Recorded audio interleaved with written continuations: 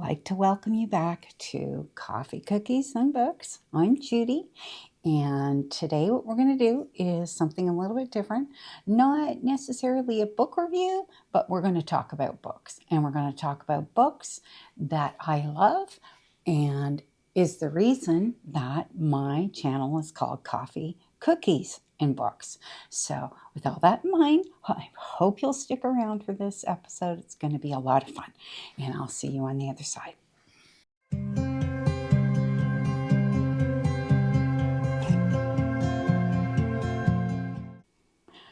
So I'd like to welcome back everybody who's new and everybody who has been here before.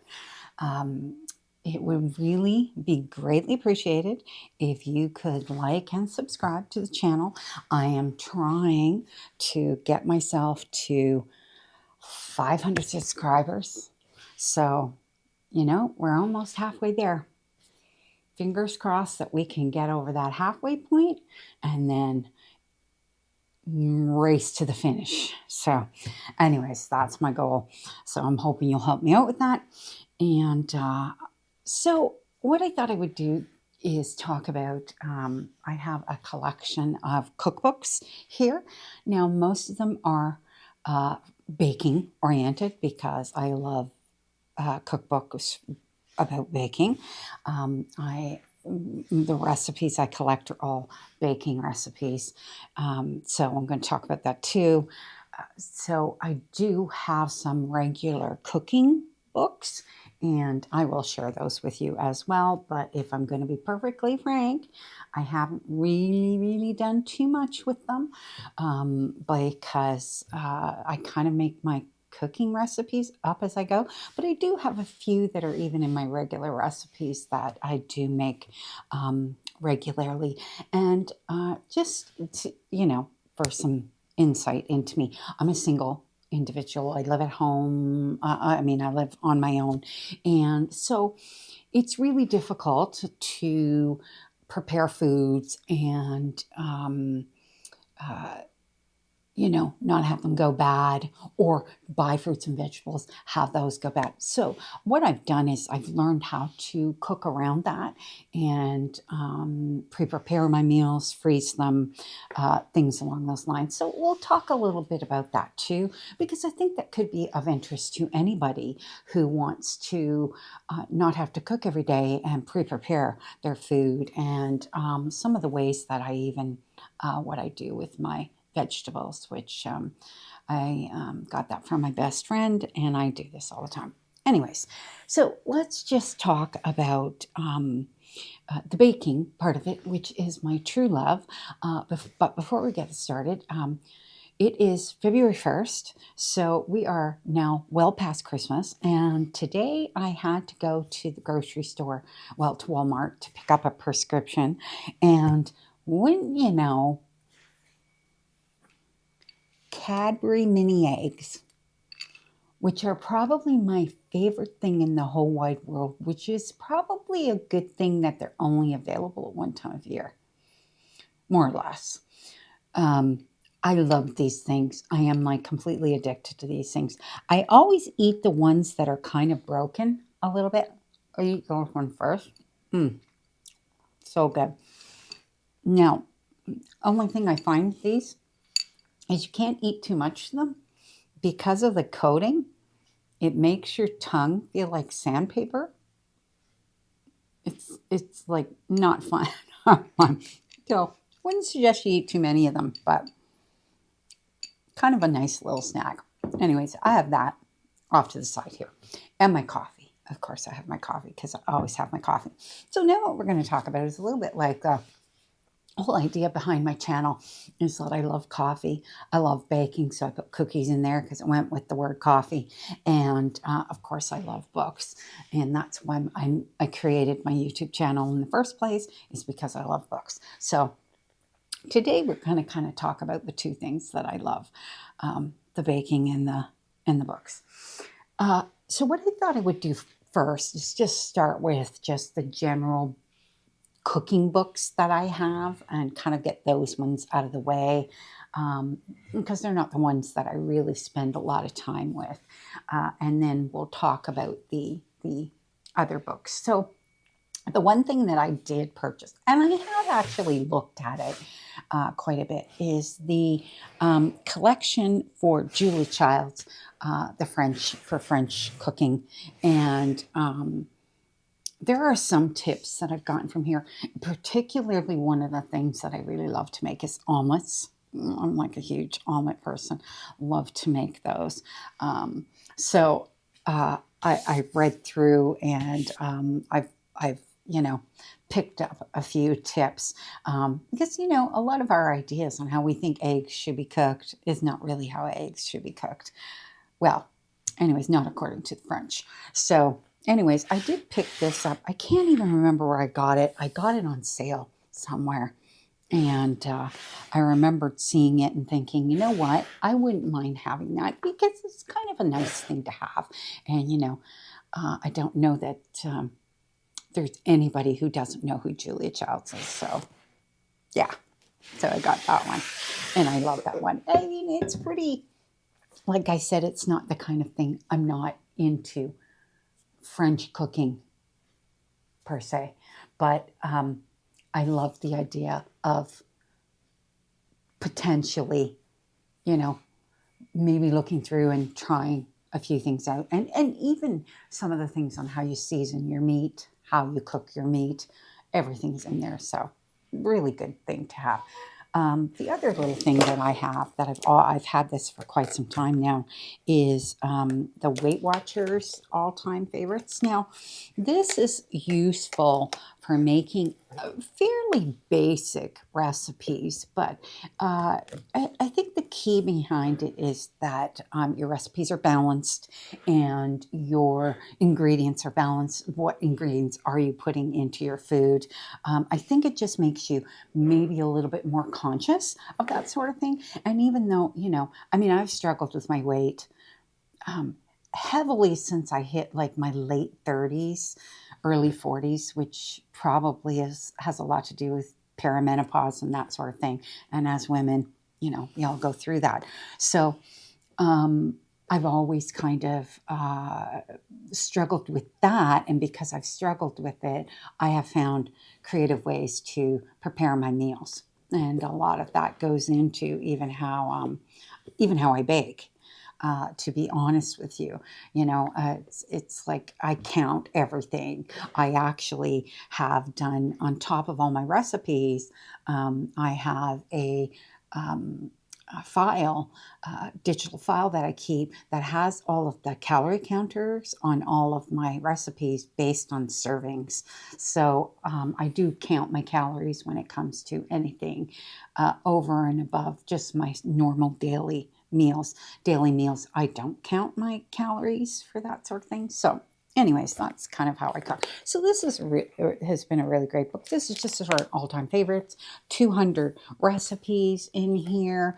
And I mean, like some of the recipes are pretty basic, like grilled margarita chicken, lemon chicken, artichoke skillet chicken with lemon capers. There's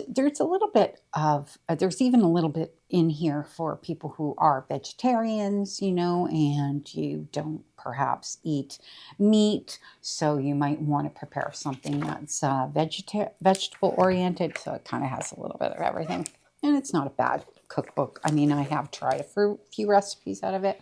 I haven't explored it completely, which is probably a bad thing because I've had it for a really long time. So I probably should do that.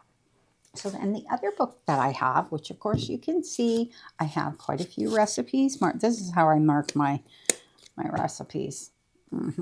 Yeah, nice. It's my creative way to make sure that I've got my recipes. So I can't remember which one it is, but I think, yeah.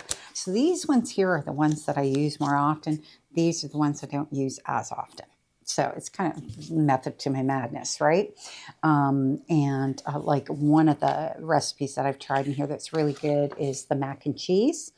That was a really great recipe. What's this other one then? Oh, yes. So this is the black bean burger recipe, and I tried it, and I wasn't crazy about it, but there are several things that are in here that I now use when I'm making regular burgers. So I'm the type of person, I'll bring the meat in fresh, I make the burgers, put the ingredients in, freeze them. So then anytime that I want to have a hamburger, I can just pull it out, thaw it out, cook it, and it's good to go. And it's my way of kind of pre-preparing everything. So as I was mentioning, I do that a lot. And so a couple of things that I do put in, and two things in particular that are different. Like some of these ingredients are very similar to the ingredients I would normally put in a hamburger, like onion powder, garlic powder, that sort of thing. So I always put those in. Smoked paprika, always put a little bit of that in my hamburgers. But nutritional yeast and miso paste. Now, those are things that I know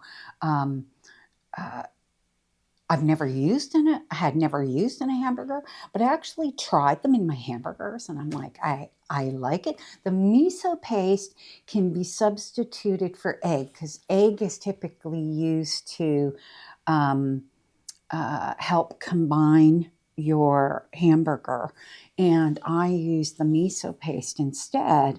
And it gives it a bit more of a salty flavor. I like the taste of it better, and it helps keep your hamburger together when you're cooking it. So I use that. And then the nutritional yeast is kind of like breadcrumbs. So I use it in as a substitute for the breadcrumbs, and I actually think it tastes better. So anyways, so those are just some recipes that I have. So this book goes along with the book How Not to Die. And then there's another one, How Not to Diet. So it's a collection of books. I think I have the other two upstairs somewhere, and I have read through them, and they're fantastic books. But I didn't know there was a cookbook, and then the fitness trainer I was working with, she was the one who told me, she said, Judy, you need to try this book. She said, you may not be a vegetarian or whatever, but you might get some really great ideas out of it. And I absolutely have, and I have really enjoyed the book. So it's How Not to Die cookbook. And if you put in How Not to Die, I think they all come up. Yeah. Okay, so that's that one. All right. Now I think... no, hang on. So I think there are a couple more that are just regular cookbooks. Yes. Okay. So this one here, I'm going to leave that one for last because I don't have much. So this one is by Abby Sharp, and she has a YouTube channel called Abby's Kitchen. I believe she's Canadian, if I'm not mistaken, and like me, Canadian gal. And it's the Mindful Glow cookbook. And I have been through this. Now, she's a nutritionist. I mean, that's basically what she does. And her whole book is basically nutritional type of recipes, but they're still good. I mean, you know, I only have 2 marked off on here, but what's this one? Oh, yes, the chocolate hazelnut granola bars, which they look yummy, don't they? They are good. I have tried that recipe, and they are quite good. And then the other recipe in here is almond-crusted French toast with tart cherry sauce. So there's that too. And I did that, and I did that after I made some homemade bread. So, because I do like to make bread when I have time. I don't always have time because I like to make it from scratch and by hand. So anyways, so this is a really wonderful option to anybody who's looking for something that has a bit of that wholesome recipes. Is that a good way to describe it? I guess that's a good way to describe it. It's that they're kind of wholesome. Just all the ingredients are very natural, and there is a lot of mindfulness to people that are gluten intolerant and vegetarian or plant-based.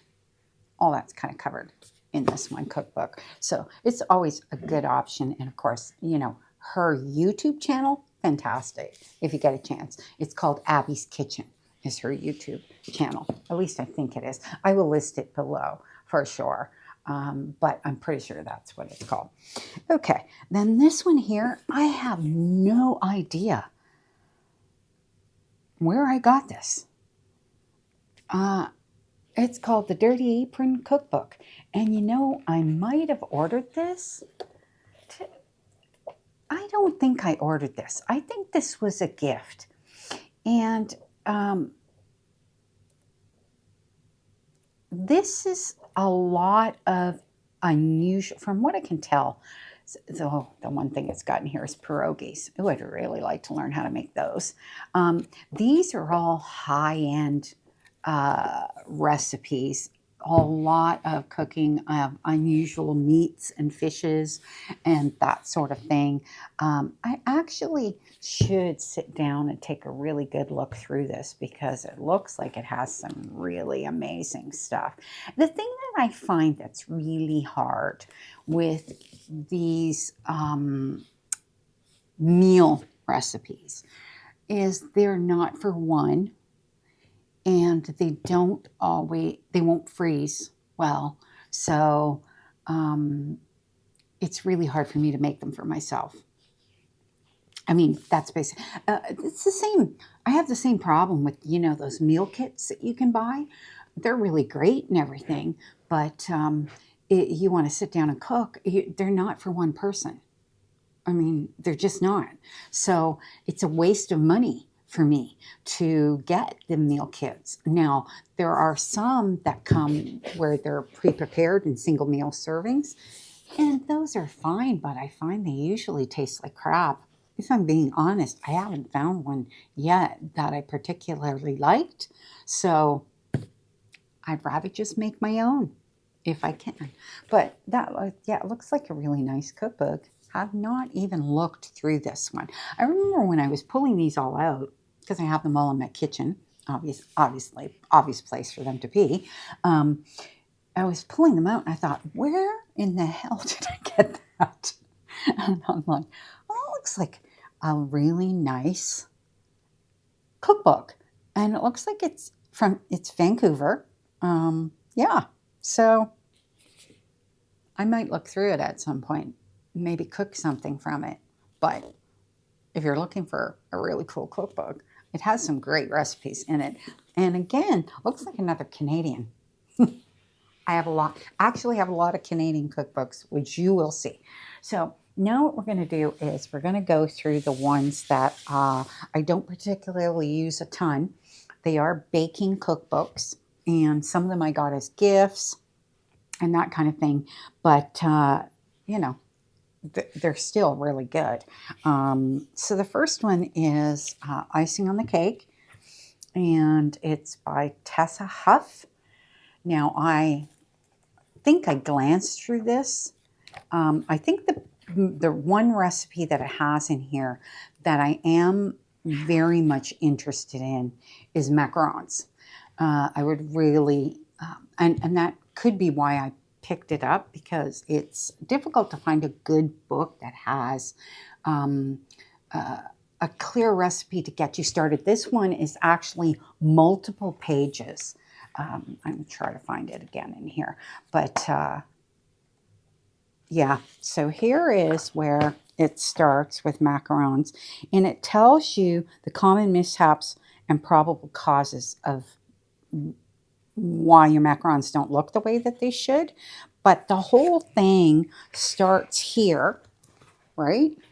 And then goes how many pages? So it tells you exactly what to do with your batter, because it is a very, very technically difficult thing to make, a macaron. And then the tips and tricks, and then all of the mishaps that you can do, and then the French method and the Italian method, because there are two different methods to making macarons. And see, I know all these things because I watch baking shows. I'm like a baking show fanatic. I watch them all. So, yeah. And this is one thing that I've always wanted to. I have not had the nerve to try to make a macaron yet. So I think that's why I bought this book, because it has a really, really great instruction on how to make a good macaron. So I'm going to have to try that at some point. Maybe I'll report back. I think my biggest issue with macarons is they're super sweet. And while I like super sweet, I don't typically like over sweet in my baking things. Like I don't eat super sweet gooey donuts. I don't eat super sweet pastries. I prefer my pastries to have a bit of a lighter flavor. So for me, I think it's what goes on the inside of a macaron is really, macaron is basically meringue, essentially. Anyway, okay, so then the next one is called Layered, and that's by Tessa Huff as well.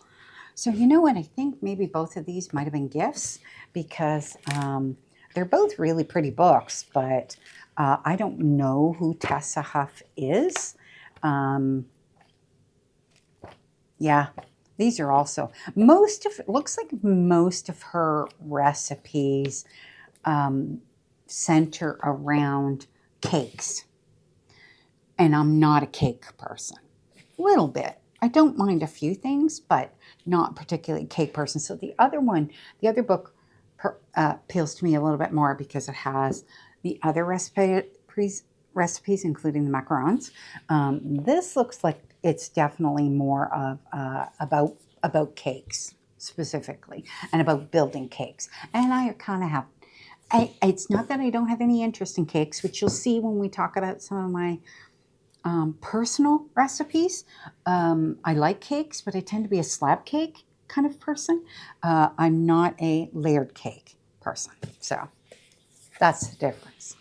But so there's that one. Now this one here, I have tried a few things. This is Candace Nelson, and Sprinkles it's like a cupcake company, and I'm kind of a fan of hers. Always have been. What show was she on? Oh my gosh, Sugar Rush, Miss Sugar Rush on Netflix. I think that was her, Candace Nelson. And so what's in here is just a variety of, it's like bars and cookies, and then of course a lot of really great cupcake recipes. And I do like cupcakes. So you see, that's the difference. Like a cupcake is just a little cake with a little bit of cake. Right? I don't like layered cakes. So just not a fan of them. So this really appealed to me. And she's got like also like banana bread and like chocolate bourbon pecan pie. Really, really great recipes in here. So highly recommend that one if you're looking for a fun cookbook with just a lot of yummy recipes in it. Okay, so then these are the books that I bought. These are bread recipes. And I like to bake bread. Bread is very hard to make. Bread is very time consuming. I mean, you need a whole day to make your bread properly. You can watch all these cooking shows and they make bread in 2 hours, but it's like, yeah, I'm not that good at making bread in 2 hours. So, like I've made a lot of my own. If you ever make your own English muffins, you'll never eat a store-bought English muffin again in your entire life. Hands down. Okay. I make them and freeze them. And if you freeze bread fresh, then as soon as it thaws, it's fresh. So, because I keep my bagels frozen, everything like that. And when you eat them, as soon as you thaw your bread, it's fresh. So I will make a lot of bread, and then I will freeze it. Like if I make a loaf, I will pre-cut it and freeze it. then I can go in the freezer and I can take out slices and that kind of thing, because I don't eat it fast enough to keep it out. And if you keep it out, it will go stale eventually. So that's how I kind of deal with bread. So I bought just a few books on basically bread making, but one of them is, well, two of them is Paul Hollywood, and he is the guy that's on the Great British Bake Off, and I love that. And Canada has the Great Canadian Baking Show. We have that too. So I'm addicted. I have CBC Gem, which is kind of like the idea. It's a streaming service, but it's only like $6 a month because it's a Canadian streaming service, and it has the full collection of the Great British Bake Off, right from season 1 through to now, which I think is season 14. And I've gone back and rewatched a lot of that, and he is definitely a master bread maker. And there's a lot of tips in here. Obviously, I've tagged off a couple of things. I don't even know, don't even remember what these were. Oh, no, that one must have been on something else. Because I just go through this. If I want to make something, I will just go through this and make it. Oh, this one is actually scones, I believe. Yes, I've made these a few times. They look really yummy, right? Oh, yeah, so good. But like, he's a master scone maker. And I have made these. And when you make these and they come out fresh, and they're still warm, and then you put butter and maybe a little bit of jam on them. Oh my God, they are so good. So good. He also, there is, I don't know if it's in this book or the other book, maybe that's why I had the tag in here. He teaches you how to do a sourdough starter, so you can do a sourdough starter. I haven't done that because I just, while I'm a fan of it, it's like, yeah, maybe, And then he's got Christmas buns. I have that actually marked off. And Christmas buns are cinnamon buns, but I've tried his recipe, and it is so good. It's really good. But cinnamon buns are another thing that you kind of have to have patience with those, but when they're made, and they're made fresh. Cinnamon buns are anything that is like a sweetbread, sometimes doesn't freeze all that well. And cinnamon buns are one of those things that I find does not freeze great. So I'll make them fresh, and I take them with me, usually to my friend's house, and then they all get eaten. Her family will chow down on them. So anyways, really a couple of great books here on how to make bread. I've got a ton of things my pages turned down in this one, so there must be something in here. Oh yeah, how to make soda bread. Soda bread's a lot of fun to make because it is a little bit different. It doesn't require quite as much raising time. I don't know if it even needs raising. Because I think I've tried this a couple times, and there's that. So it's like a soda type bread. It has a slightly different taste to it, but it's delicious either way. There's like stout bread and crumpets. So crumpets are essentially like almost like an English muffin kind of idea. Yeah, and this one I've made, which is the cheddar and rosemary scones. So I have made that recipe before, and it's delish. So yeah, if you like bread and you like the idea of being able to make things on your own, even so much as even just the biscuits, like, so delicious and wonderful. Yeah, they're such great books, and I have gone back to them. Oh, the other thing that it does is I have made like danishes and like flaky pastry, which is the rolling and folding and getting your layers and all this sort of thing. And that's all in these as well on how to do all of that. Yeah, and I have done that before as well. I've made croissants. I really wanted to try it, and I tried it, and they came out really well. So, but it does take a long time to do. And then the other one that I got is Nancy Silverton's breads, and Nancy Silverton, I think she's uh, in California, LA, maybe. Hold on, coffee. But yeah, I'm pretty sure Nancy Silverton's in California, and she's another bread master, and all of her recipes in here, it's all breads. So if you take this and you combine it with his amazing bread recipe books, okay? So can't recommend that enough. So, you know, we had the cooking, we had a little bit of baking, and then we had like bread. I love bread. So now I'm going to get on to the recipe books that I would say are my favorites, okay? And they're also all Canadian. It's just by accident. What kind of not? It is, but it isn't. So this one here, I'm going to just show you quickly first. This is called Cake and Loaf, and the two gals owned Cake and Loaf locally here, and it was a fantastic bakery, but they recently sold it, which is a damn shame. Okay, but they did create this cookbook, and let me tell you, there are a few things in here that they make that are so freaking good, so good.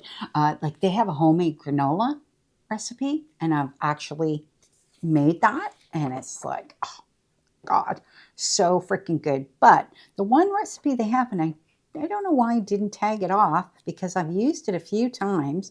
They make these incredible. Maybe, do I have it back here? I don't even know if I have it back here. Pumpkin donuts. Okay, so they are a cake donut, and then they're rolled in a cinnamon sugar. Oh my God. Oh my God. They're so good. They are so good. I mean, thank God they're not too big. You know, like they're more like they're a smaller donut. But I make those, and I take them to my friend's house, and her husband loves them. Well, they all love them. They're so good. Now, the other type that you can make is an apple butter donut. And so I've kind of taken the recipe and I have flipped it a bit. And instead of pumpkin, I use my homemade apple butter and I put that in it. They don't come out they come out actually maybe a little moister because the apple butter is a little wetter. So I get a bit more of a moisture, but they're still just as good. So it's great, and I have to promote them because they're local. I mean, both of these gals still live here in Hamilton. They just they closed up their bake shop. Such a shame. Really such a shame. The other thing they do, they have a recipe, and I think it's in here too, if I'm not mistaken, is they make incredible ginger cookies. Yeah, ginger cookies. So there's that. And then what we have here is these are now you can kind of tell that I use these recipes especially. So this is all of these books come from a baker that is in Newfoundland, and I found him completely by accident. I don't even know how I found him because I've had these for these recipe books, I don't know, going on probably 10 years now, something like that. Yeah, and he is just, his recipes are so fantastic. I mean, oh my God, like they're good. They taste like heaven. Anything that I have made, from this is great, and there's a lot of them that are tagged because I go back to them on a regular basis, so that's why. And then this one here is just the one about cookies, so it's just all cookie and sort of like cookies and brownie recipes, so that's that one. Then these ones are just all his basic regular cookbooks. Okay, so you can like you can see how many tags I have in here, right? Like this is just, there's one in here. It is a seafood corn chowder, and I have made that so many times, and it is so good. Okay, the other thing, my caramel sauce recipe comes from him, and so I use his recipe to make my caramel sauce, and it's like divine too. And then there is a lemon icebox pie, and I've made that a few times. Oh my God, it's so good. So good. So there's just, yeah, it's like a never endless sea of recipes that I have made. Now, there's a couple that are, oh, yes. So there's the old-fashioned lemon icebox pie. Okay, so that's this one here. Now, the only difference is he says to use vanilla cookie wafers. I don't like vanilla cookies, so I use graham wafers, but and it tastes fine. So, you know, it doesn't really matter that it was that. So that was that one recipe.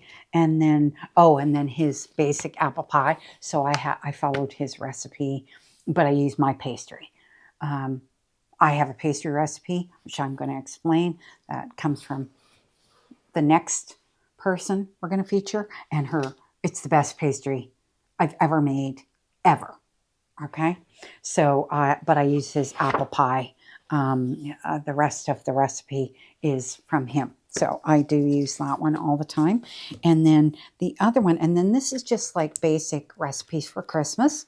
So, and I have done that one too. Oh, and his name is Brian Parsons.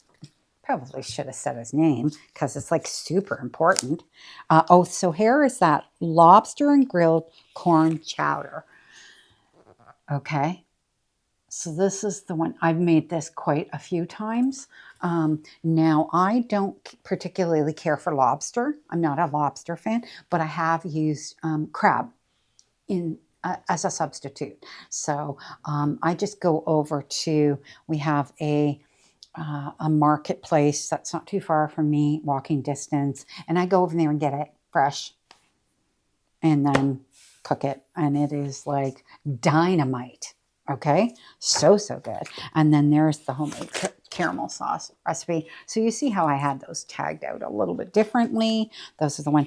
But I have a lot of tags in here because I have tried a ton of recipes from this book.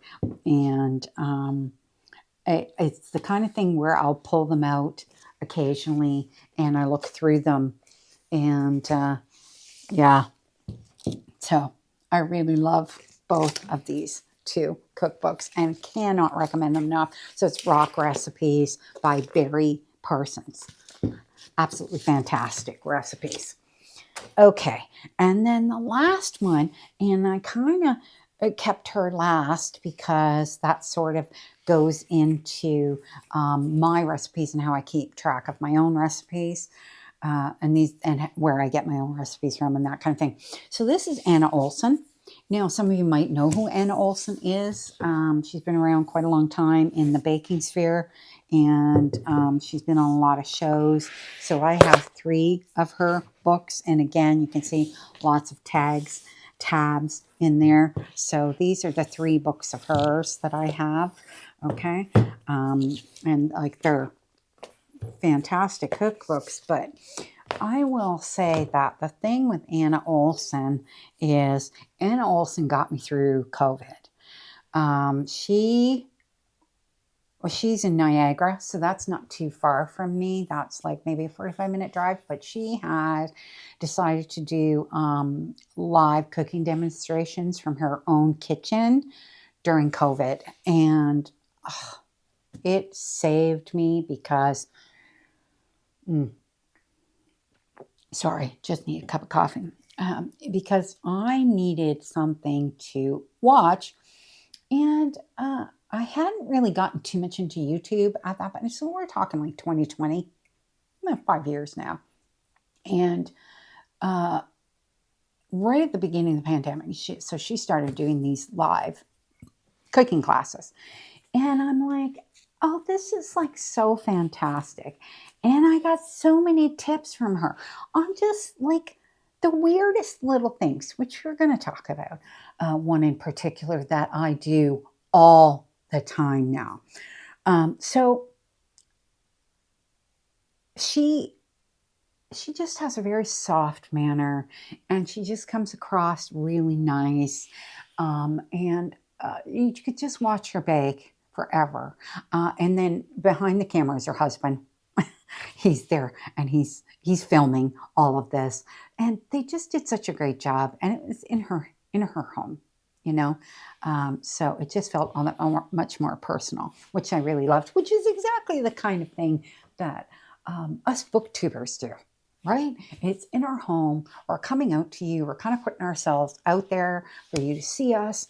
And she kind of did the same thing, which I was sort of amazed because she is a very well-known baker. And so anyways, so that's Anna. And, I've tried a few of her recipes, but she also has a website. She has a ton of recipes on her website. But when I was watching the videos, she did one that was a pie. She was making pie. And I've always struggled with pie crust. How to get it right. How to make it. And she's like, I have a foolproof way to make your pie crust perfect every time. I'm like, come on. There's no such thing as perfect every time. So she's like, go on my website and get the pie crust. So she said, this is my pie crust recipe from my website. So I went on and I downloaded her classic pie dough recipe. So this is her classic pie dough recipe. And that comes right off her website. And the trick is how she does it.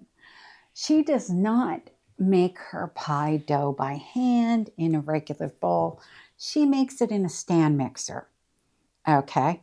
And she uses the paddle attachment. So I'll put a picture. I did take a photo of my stand mixer, and I'm going to put it right up here. Okay. I have two of them. And they're the KitchenAid mixers. One's slightly larger than the other one. But I love my stand mixers. I would die for my stand mixers. And I did this recipe.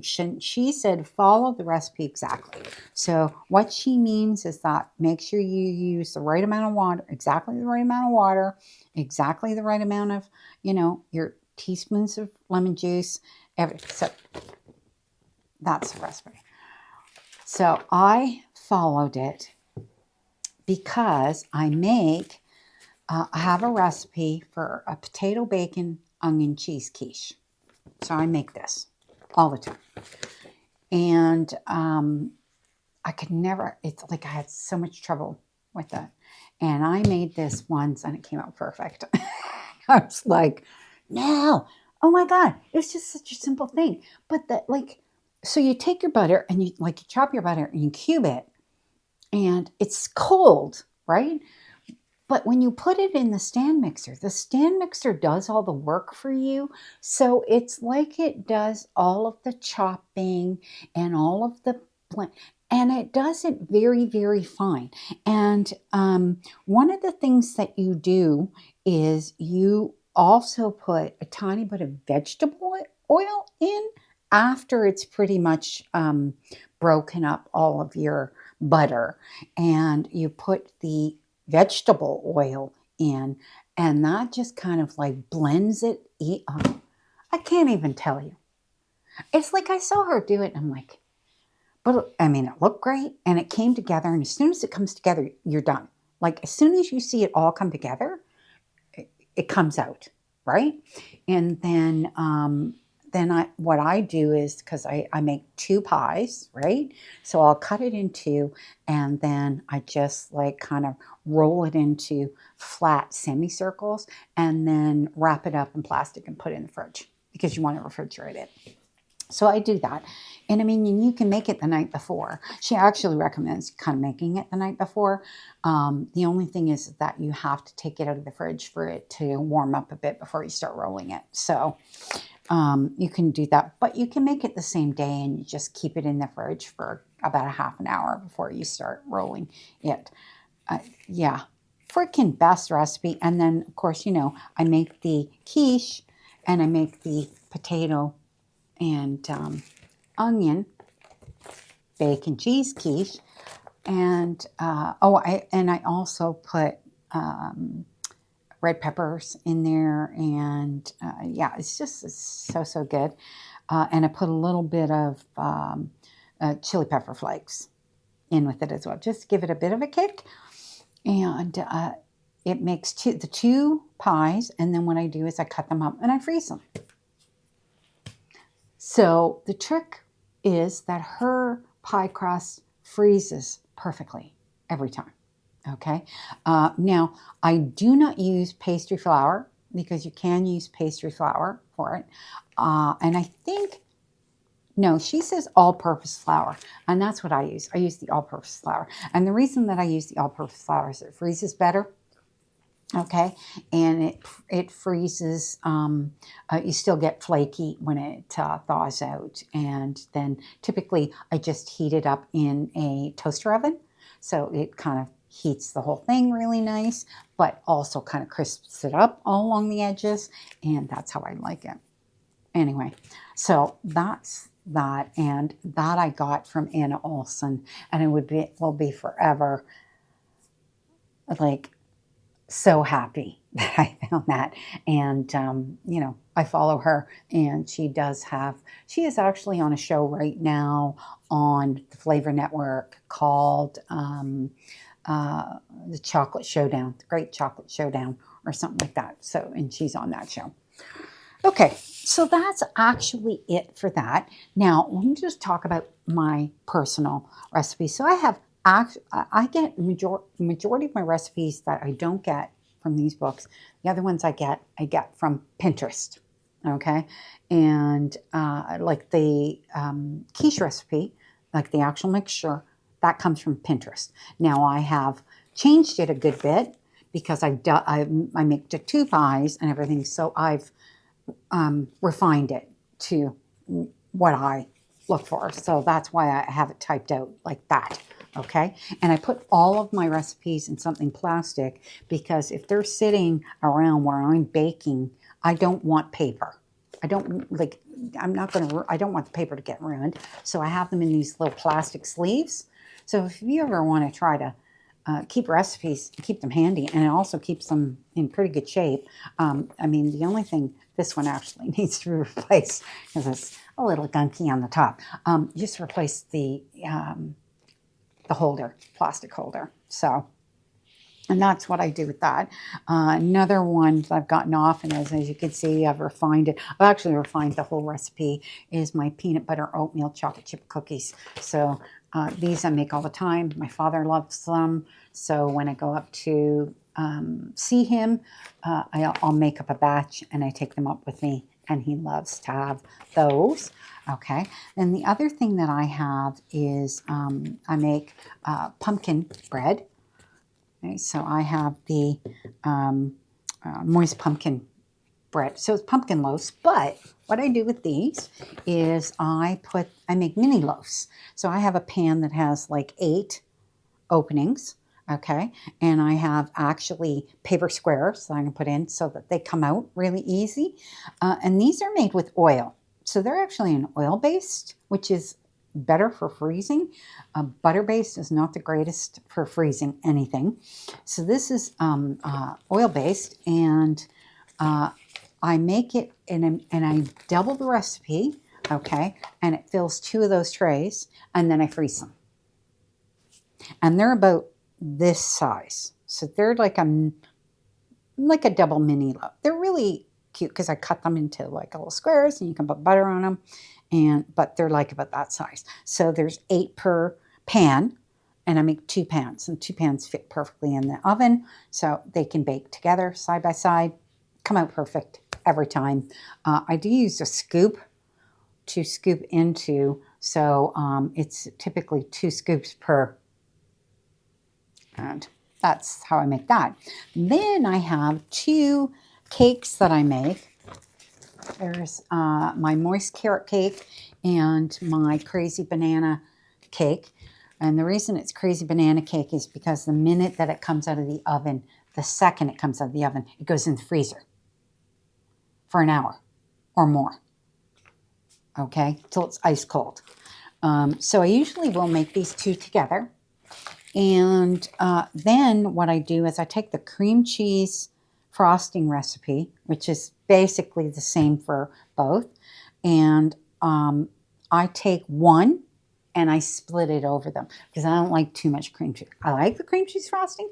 I don't like too much. I also don't put nearly the amount of confectioner sugar that it says to put in. I put in probably a third of what it says to put in. So like it says 3.5 cups of icing sugar, which is insane amount of icing sugar. I put 1.5.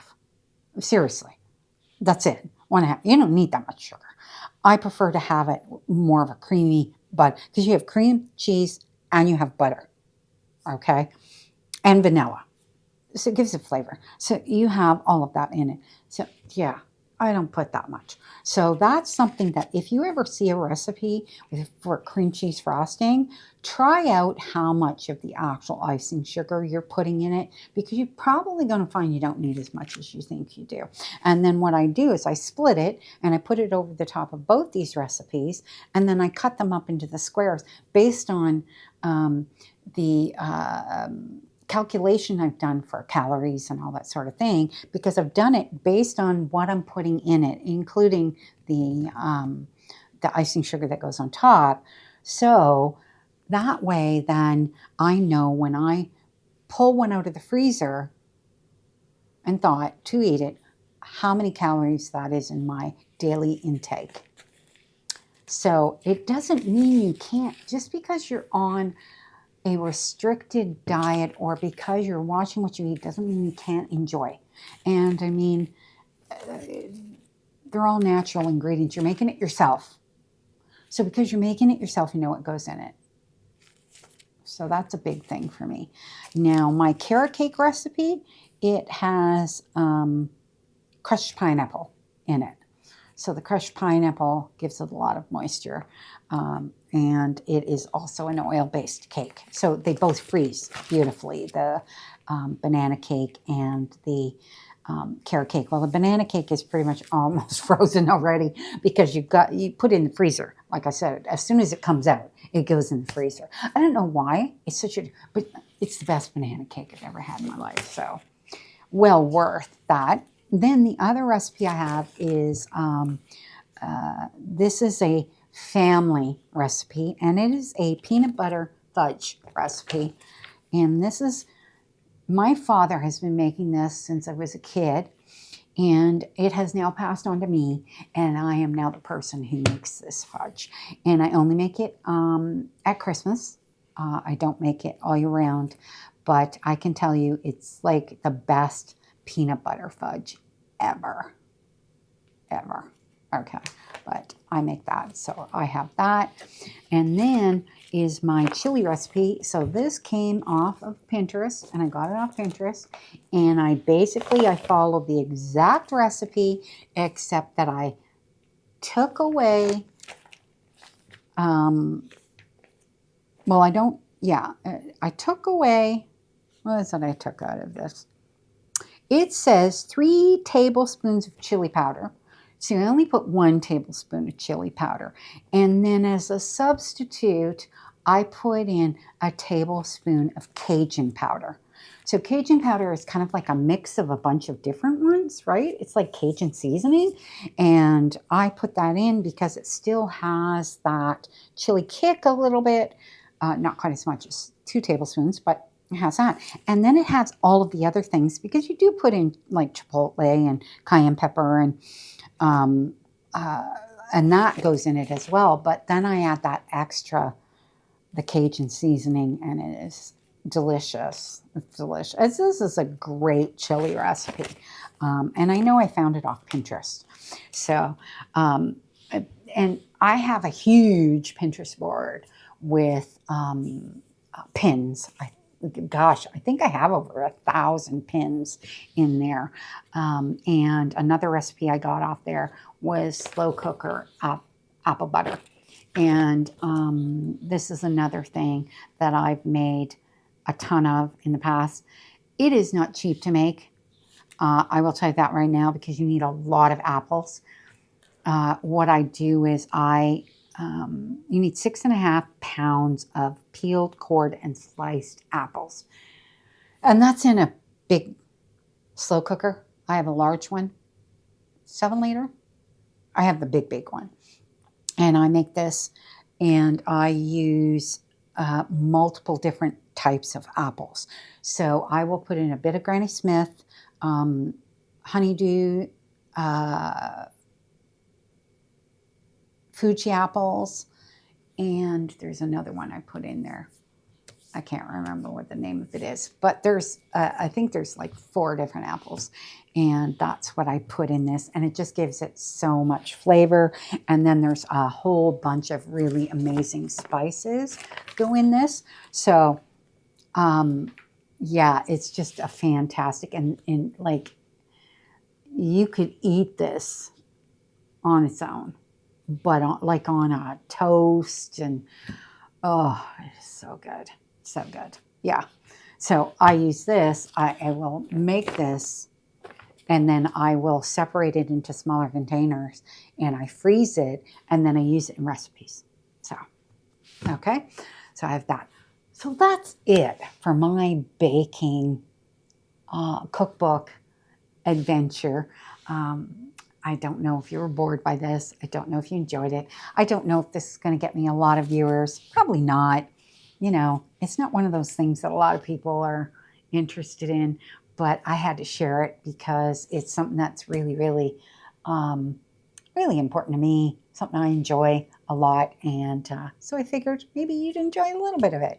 Yeah, so that's it for me. Now, going forward with my other stuff, I'm contemplating the idea of doing my reviews twice a month. And the only reason that, and I might try that in February because February is a short month, or maybe I'll wait until March. I might wait until March for that, but I'm thinking about it because I'm thinking that my review, because I like to talk, right? So my reviews are too long. And I think that if we do it where I separate them to middle of the month and end of the month, then that might be a little bit better. Like right now, when I'm filming this February 1st, and I think I've already read 4 books from my February TBR. Just hammering through these things. Right now I'm on Dark Matter. Almost finished that as well. I think I'm like 70% through that almost. So that one's almost done. Yeah. So I'm really getting through these quite quickly. So that's why I'm thinking that maybe what I'll do is I'll do it a mid-month one and an end of the, but I'm not going to do that. I don't think I'm going to do that for February. But I think I might do that in March. I don't know if that's something that you would prefer, that's how you would like to hear it. I mean, I know people like to hear reviews and see TBRs and see hauls. And I know those are kind of like the popular things. I'm just thinking because of the length of the videos that it might be more easier to take than listening to me talk for an hour. Anyway, you can let me know. Love to hear a comment. So that's it for my baking video. And again, I would sincerely love it if you would like and subscribe and comment below. Every subscriber is one more to that goal of 500 subscribers. All right, that's it for me. I'm going to go, and I hope you enjoyed this recipe. And if there's anything from the recipe that you'd like me to provide a link for, I can certainly do that. And yeah, so I'll do what I can to give you whatever information you need. And I'm going to try to find the links to all of the books below. I don't know if I can or not. I'm pretty sure I got most of them that came off Amazon, but any of the ones that were gifts, not 100% sure, like the Julia Child one, not 100% sure where that came from. I'm pretty sure it was a gift. So anyway, I'll do what I can. Okay? All right, and that's it. I'm out of here. I will see you next week.